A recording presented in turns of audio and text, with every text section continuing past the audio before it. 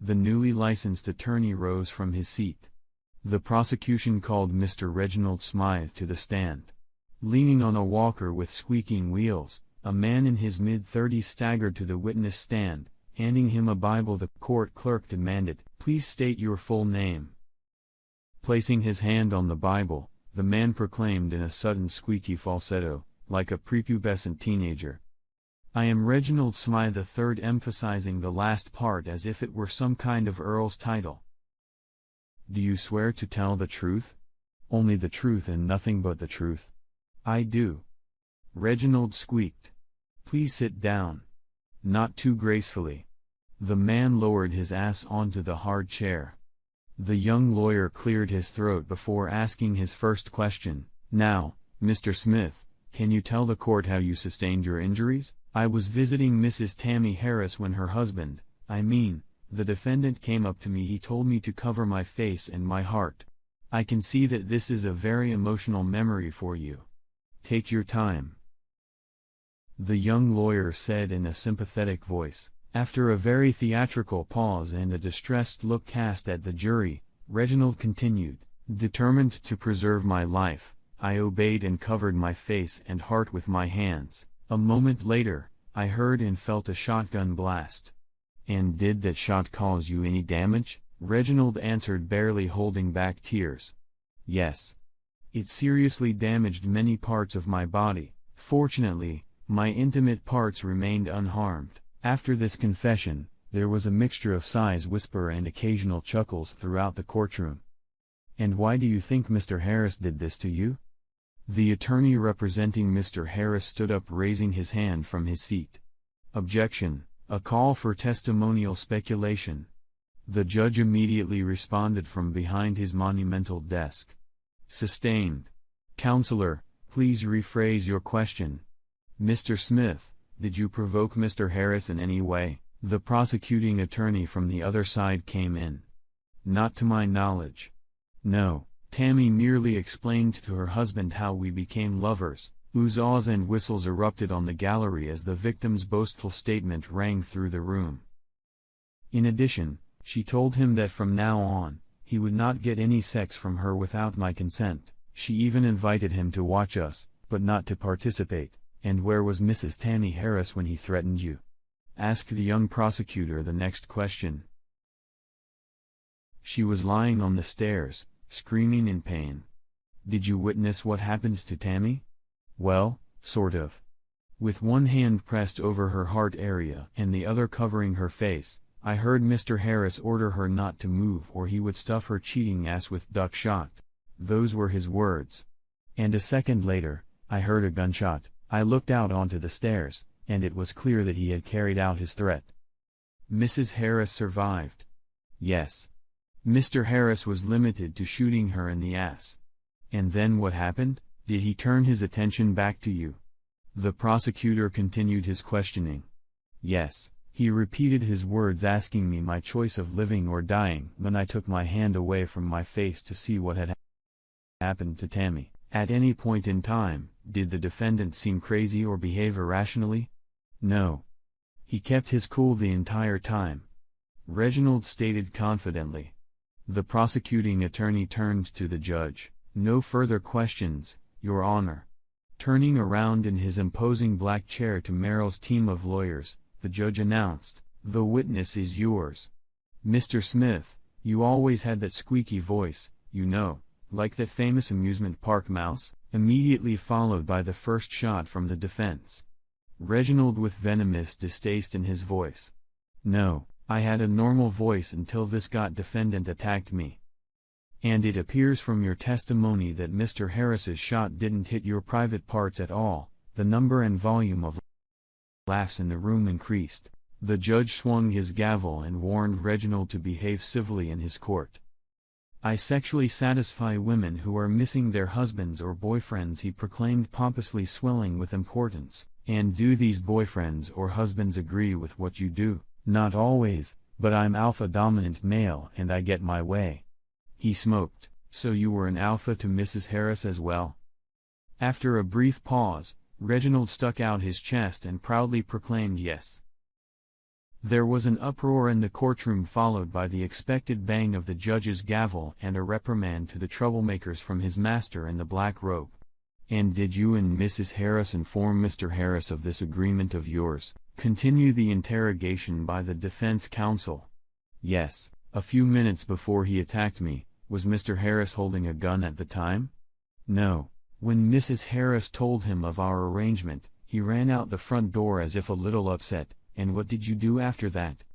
"I went upstairs with Mrs. Harris to help her pack for our weekend together, and then just as we were coming down the stairs, Mr. Harris came through the front door with 2 shotguns in his hands. And by the way, he pointed one of them at me," the alpha dominant declared indignantly, holding a folder of documents in his hands. The defendant's defense counsel stepped forward a bit, pretending to study the records, and then asked, "Being a bully, according to the police report, did you immediately wet yourself?" The courtroom cackled and even the judge smirked. Reginald, with his annoyingly high falsetto, immediately responded, "He was armed. I was scared for my life." "What was it? Was it urine, semen, or a combination of both that the scare caused your body to suddenly spew? Did it help you deal with the fear?" The lawyer calmly pursued his line, striding around the jury and glancing furtively at the blushing Reginald. "Fuck you!" Alphable shouted over the barrier. The judge banged his gavel loudly. "Mr. Smith, this is your second warning. One more outburst like that, and I'll hold you in contempt. Do you understand that?" Humble response from a puffing Reginald back in his seat. "Yes, Your Honor." "Good, now answer the question." Staring intently with an annihilating gaze in the direction of the defense and enunciating almost collaboratively, "This was urine." "Very well, if you say so," nodded the satisfied lawyer. Then he continued to develop his thought, backing it up with expressive gestures, staying halfway between Reginald and the jury. "It seems that Mr. Harris was in charge at the time of your excitement, as you put it, yes? The dominant male while you were the weak one. As the dominant alpha bull, shouldn't you have just ordered Mr. Harris to take his proper pathetic place? He had a gun." Reginald III rounded his eyes. "I suppose you can only be a dominant man if the other man is unarmed." "No, but I'm still a dominant male. I'm a bull." "In your own delusional mind," the lawyer sniggered, then he delved back into his notes. "So the report says that only your legs were hurt."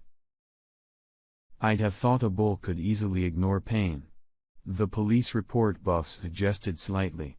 "Oh, come on." The fervent desire to send the burdock away was cut short when Reginald had time to consider at the last moment whether to bring another contempt of court charge against himself. However, the newly revitalized galley in the audience found it very amusing. If Reginald had the shotgun in his hands right now, this leech of a lawyer would probably join him in attending meetings of the Erectile Dysfunction Society. The defendant's attorney smirked. "Was your face covered when Murrow told Tammy to stand still?" "Yes, so you didn't see the shotgun accidentally go off?" The defender was still fighting the grin that was crawling over his lips while Reginald struggled to squeeze it out. "No. I didn't." "Uh-huh. I see.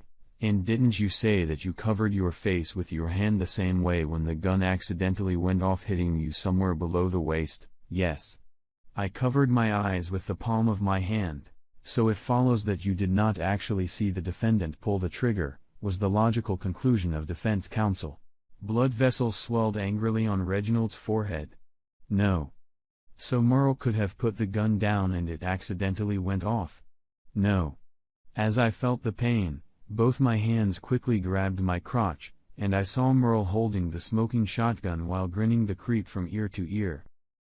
Still, I'd like to point out that you have no evidence of this." Moving on, the lawyer began flipping through the papers in the folder he was pacing back and forth with. "The police report says, wait a second. Ah, there. It says that you also pissed your pants, you know, shit all over your already injured legs. Did this happen before or after the accidental shotgun blast?" "Yeah." Pause. "I don't." Again, a pause and a deadpan stare. "I remember, While Reginald gritted his teeth and poured bile, the defense attorney, doing his best imitation of the thin voice of a famous theme park mouse, addressed the judge. "No further questions, Your Honor." Many spectators sitting on the gallery also practiced voicing the mouse's squeak, prompting much laughter from other observers gathered in the courtroom. After Reginald Smythe struggled to regain his feet and rolled his walker to the back of the courtroom, the young attorney representing the city stood up. The prosecution wished to call Mrs. Tammy Harris to testify. Leaning on a cane, a rather pear-shaped woman strode to the witness bench. Holding out a Bible to her, the clerk of the court demanded, "State your name, please." Placing her hand on the Bible, the lady said in a soft and sultry voice, "My name is Tammy Harris. Do you swear to tell the truth, the whole truth, and nothing but the truth?" "I do. Please have a seat." Tammy carefully settled her weighty stern into the pathetically creaking chair, spreading her rounded knees no more than an inch or two apart. The dress she wore looked very conservative. "Were you present at the shooting of Mr. Reginald Smith, who is present here?" The prosecuting attorney began his questioning. "Yes, he gave me moral support while I explained to Muro that Reginald was now the ultimate alpha male in my life." Was the defendant acting insane or irrational? The young lawyer asked, pointing to Mr. Harris. "At first, no, he didn't say anything at all. And then he ran down the stairs and just walked out the front door," the lush Mrs. replied, shrugging her shoulders and fixing her hair. "Mr. Smith stated that he helped you pack your bags. Is that correct?" "Yes, being a sexually attractive wife, I intended to spend the weekend with him." There was more chatter and giggles from the gallery, but no banging of the judge's gavel this time. "And just as you were coming down the stairs, you saw your husband again?" "My ex-husband now," she corrected the prosecutor. "Yes. He had a shotgun in his right hand, pointed at Reginald, and another in his left, pointed at the floor. Your husband, excuse me, your ex-husband didn't seem out of control." "No. He was perfectly calm." "Then why did he shoot you?" "He told me to stay where I was, but I got scared and tried to run up the stairs to the top. Then he fired once, hitting me in the back of my body." The giggling from the back rows increased somewhat. "And what happened next?" Ignoring the gallery, the lawyer continued, "Then he shot Reginald." "Anything else?" "No. I must have blacked out." "No further questions, Your Honor." Once again, the smug aspiring lawyer, chin cocked, stalked to his seat. The judge swiveled in his chair and announced to the defense, "Your witness." The spectacular woman sitting on the other side of Morrill stood up and, clumping her shoe heels, walked over to the witness. The lady lawyer was dressed to make a striking impression on everyone present, and she succeeded. In the courtroom, it was immediately clear what the phrase "hot, sexy wife" meant and what she really looked like. "May I call you Tammy?" she asked the first question, stopping close to the witness stand. "Yes," the pear-shaped Mrs. replied, her lips curving out in a somewhat dismissive manner. It was obvious that Tammy didn't enjoy talking to the brilliant lawyer, much less the need to look at her. "Tammy, how many shotguns did you two have in the house?" "None." "Do you know where Merle got those shotguns so fast?" "I was told he borrowed them from our neighbor." "And how often did Merle practice shooting shotguns?" "I've never seen him shoot one." The ex-wife had to admit, "So you can't honestly say Merle intent shot you or Mr. Smith?" "But he did." Tammy exclaimed, "But you didn't see it happen, did you?" "I was trying to save my life when I heard the shot and felt terrible pain." Ex-Mrs. Harris shouted angrily. "Was that the shot that hit you right in the ass?" "Yes, I see it's still swollen." The lady lawyer innocently asked, as if stretching her neck out and trying to peek behind the witness barrier. A blatant no shook the walls of the auditorium. The satisfied audience continued to cheer. "Oops. My bad, I've never met a wife with a hot lead ass before." Was the target always this big?" If looks could kill, the damned lawyer would have collapsed right on the spot, shot in many rounded places and kicking off her outrageously chic shoes. "Yes. spat out and enraged Tammy in her direction. As you ran up the stairs, could you say with certainty who shot you? It was Myrtle. And did you see him pull the trigger? No. But it was Muro. Tammy insisted, but since you didn't see it, the gun could have gone off by accident. The spectacular lawyer was no less stubborn in her insistence. No. He deliberately banged it at me. If you say so, then what happened? He shot Reginald. Reginald said earlier that you were lying on the stairs and making the noises that a quacking duck makes when shot in a hunt. I object. The young lawyer rose from behind his desk. Oh, I'm sorry, makes the hot, sexy wife sound as we've heard from Mrs. Harris, smirked the lady defender. So you were moaning passionately on the stairs with a shot charge up your ass. Did you actually see Muro pull the trigger when Reginald got an accidental shot in his? Bold dignity, it wasn't an accident. I was running up the stairs when I felt a kick from behind, and as I fell, a second shot rang out. Answer my question, please. Did you see Muro fire both shots? Again, the compressed lips and that annihilating look.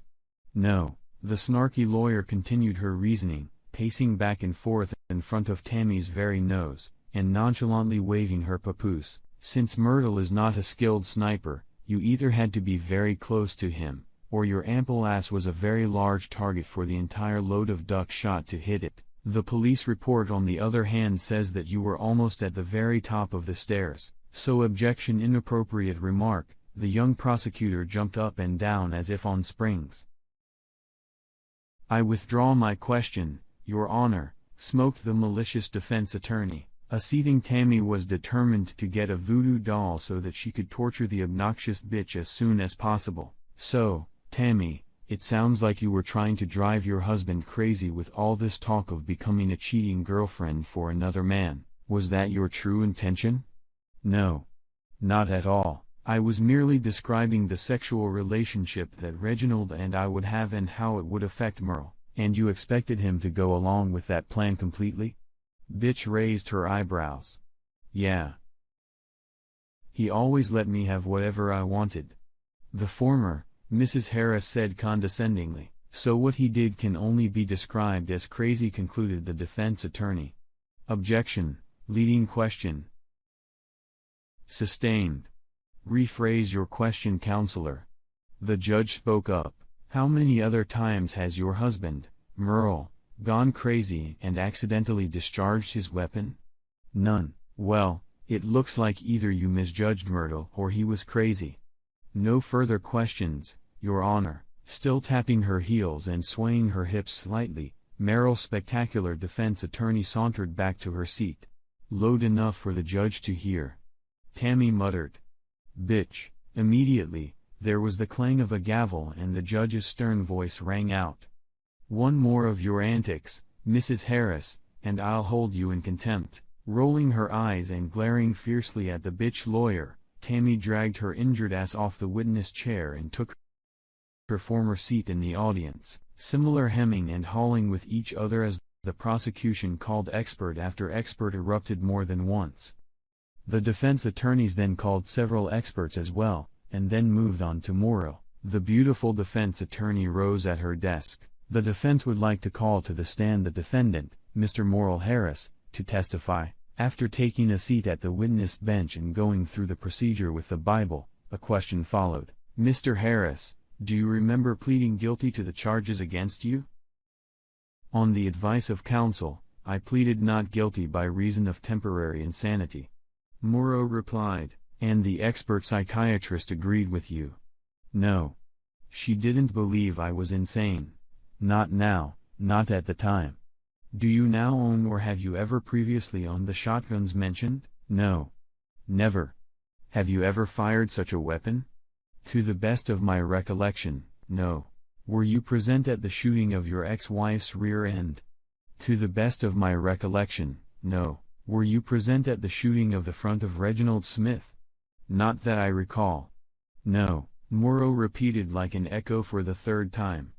Mr. Harris, why did you divorce Tammy? The police told me that she and her lover were shot in my house. I'm sure our wedding vows never said either of us could have a lover, since she was apparently having a bout of temporary insanity too. I decided it would be best for me to cut my expenses. I don't see the point of staying married to a crazy whore. No further questions, Your Honor. The business suit-clad beauty smiled at the judge as she smoothly retreated to her seat. Smirking at the young prosecutor along the way, the defense attorney gracefully lowered her tight ass onto the chair. Looking more than a little unsure of himself, the newly appointed prosecutor managed to control himself, pulled on his jacket and took the floor. Mr. Harris, where were you the day your wife was shot? Is that when she was shot by the Martian? Hooray. I don't even know exactly when that happened, so I can't answer your question. Oh, and by the way, ex-wife, mark it down there. Shot in your house on your stairs with a drobo wick. The ambitious young prosecutor lost his temper. Nah. I don't remember that. You don't remember shooting your ex-wife? Well, since I heard testimony that Tammy's fat ass was stuffed with lead bullets from a shotgun, and I don't remember ever firing such a weapon in my life, that must mean I didn't shoot my ex-wife. It seems simple, Mr. Harris said, unable to blow the steam out of his ears. The exhausted lawyer began sweat profusely. Why did you shoot Reginald Smythe? You mean photographing him? I don't remember doing that. Why would I do that? I'm straight, actually. Laughter came from the gallery again. The lawyer smiled as she watched the fruitless efforts of her younger colleague. The lawyer himself was nearly cracking at the seams. Why did you shoot Reginald Smythe with a shotgun? I think I just answered that question. So turn your healthy ear to me, and I'll repeat myself. Morrow leaned over the barrier and proclaimed louder than usual, I do not remember ever firing a shotgun. That in turn means that I did not shoot Mr. Reginald Smythe. As I recall, even Reginald himself testified that at the moment of the shot, he covered his face and simultaneously pooped his pants. The pure-hearted roaring of the audience from the back rows elicited several bangs of the judge's gavel and thunderous calls to order. So you don't remember Tammy telling you about how she became a hot, sexy wife to a bull? No, but I can imagine how fucked up I'd be if she did. So you'd be so freaked out that you shot her with a shotgun, cheered the revitalized prosecutor. Who knows? Mr. Harris waved his hands in the air. Good thing I don't have a shotgun. The friendly laughter that came from the gallery caused furtive smirk among the jurors and another bang of the judge's gavel. Epilogue. It took the jury less than 2 hours to find Merle guilty, but only on the charge of reckless endangerment of life. He was sentenced to the time he had already served while awaiting trial, which ultimately allowed him immediate freedom. In the back of the courtroom, somewhere in the midst of the exiting lively crowd, someone in a rather squeaky voice, very much like that of a world-famous mouse, whined about the outrageous injustice of it all.